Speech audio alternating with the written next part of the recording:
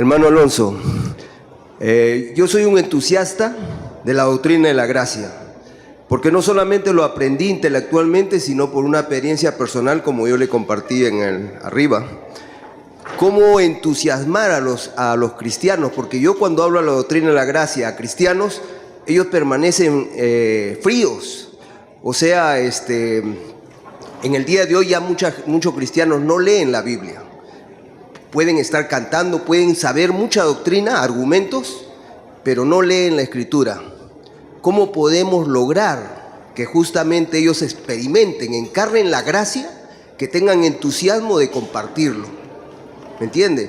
Porque muchas veces cuando se convierten en las iglesias, nosotros les ponemos en un sistema académico y no le presentamos la palabra de Dios. O sea, siquiera en la primera hora que ellos tienen por primera vez, vienen a la iglesia, diríamos siquiera una lectura del Evangelio. Puede ser Marcos y otra vez y después Juan, pero le metemos en un sistema académico. ¿Me entiende? O sea, que ellos aprenden que la relación con Jesucristo es de tipo intelectual. Entonces, ¿cómo vamos a poder lograr entusiasmarlos en la gracia si ellos están aprendiendo solamente intelectualmente todas estas doctrinas? Gracias, hermano Carlos. Otra vez, gracias a Dios que aquí hay abundante pueblo cristiano que creemos en las doctrinas de la gracia de Dios. El Evangelio de Jesucristo ha sido diseñado por el Creador, por el Espíritu Santo y por Cristo mismo, para que llegue al hombre total. Y hay varias expresiones del Nuevo Testamento a este efecto, porque toda escritura es inspirada y es útil para enseñar, para instruir, para redarguir. Podríamos traducir en términos más propios, para confrontar.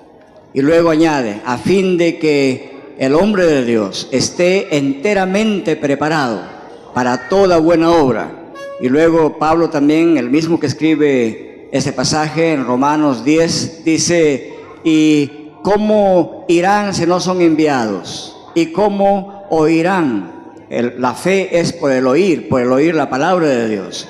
La primacía de la predicación de la palabra de Dios, que Pablo dice que era locura para los griegos por la predicación de la palabra de Dios, es que Dios encuentra al hombre, es porque el Espíritu Santo aplica esa palabra para regenerar al hombre y siendo muerto pueda juntamente con Cristo resucitar por fe y por gracia.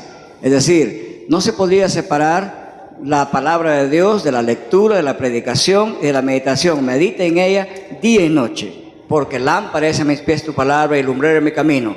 Ningún ser humano que es creyente podría caminar y orientar su vida hacia Dios sin la palabra de Dios.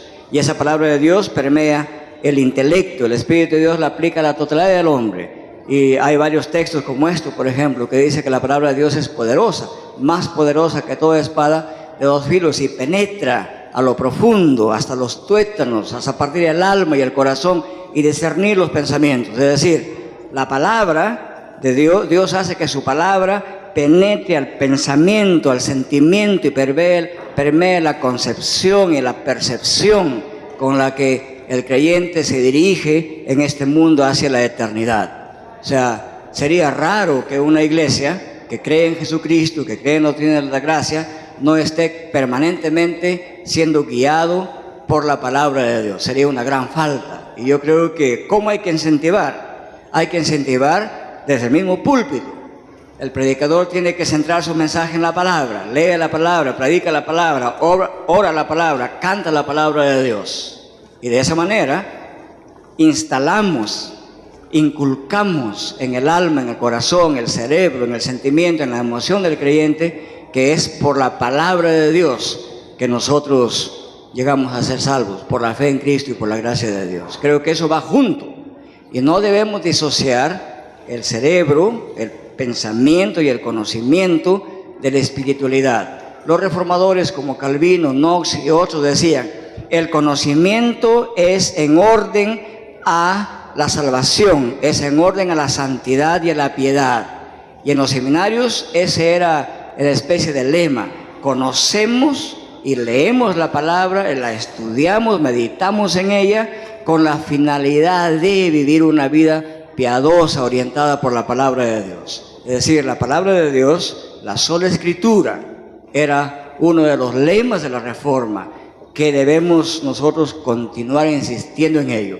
Cuando la gente ve que se predica la palabra, se ora la palabra y se orienta la vida con la palabra, y cuando ve que la palabra ha hecho carne en nosotros, ¿cómo no se van a incentivar? Y eso significa orar para que Dios use esa palabra en el corazón y en los cerebros de los creyentes, para que esa palabra jamás deje de ser leída y predicada.